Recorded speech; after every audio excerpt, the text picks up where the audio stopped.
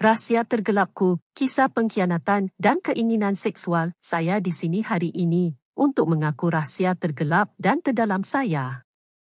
Rahsia yang telah menghantui saya selama bertahun-tahun dan sesuatu yang tidak saya banggakan.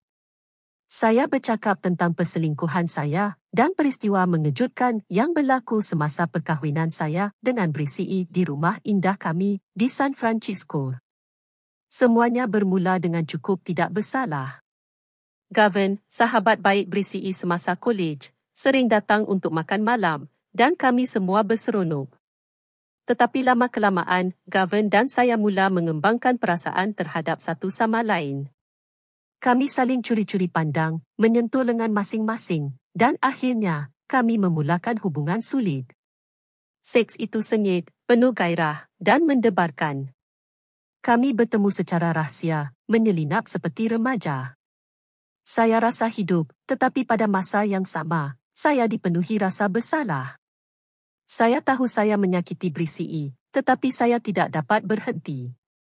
Tetapi itu bukan yang terburuk. Gavin mempunyai sisi gelap, dan dia memperkenalkan saya kepada perkara-perkara yang saya tidak pernah fikir saya akan menikmatinya. Dia adalah peminat BDSM, dan dia mahu saya menyertai. Pada mulanya, saya ragu-ragu, tetapi dia perlahan-lahan meyakinkan saya untuk mencubanya. Saya malu mengakuinya, tetapi saya ketagih. Kesakitan, keseronokan, kawalan semuanya begitu memabukkan. Gavin mengikat saya, memukul saya, dan melakukan perkara-perkara yang saya tidak pernah fikir saya akan benarkan. Tetapi saya melakukannya, dan saya menikmati setiap minitnya. Kami melakukan hubungan 3 serangkai dengan wanita lain, malah dengan lelaki. Gavin menuntun saya melakukan hubungan seks dengan orang lain, dan itu mengujakannya. Saya adalah hamba seksnya, dan saya menikmati setiap minitnya.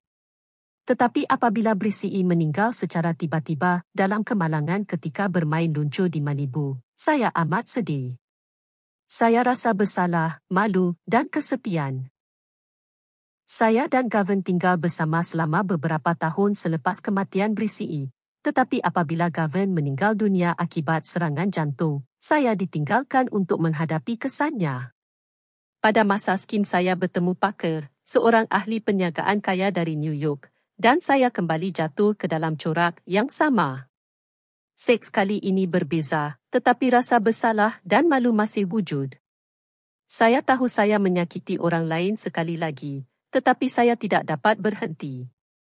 Parker gemar bermain peranan, dia memakaikan saya kostum dan melakukan hubungan seks dengan saya di tempat awam. Saya rasa seperti pelacur, tetapi saya tidak pernah cukup. Kami melakukan hubungan seks di bahagian belakang limusinnya, di bilik hotel, malah di bilik air kelab malam yang sesak. Saya adalah mainan seksnya, dan saya menikmati setiap minitnya. Saya amat menyesal atas apa yang telah saya lakukan.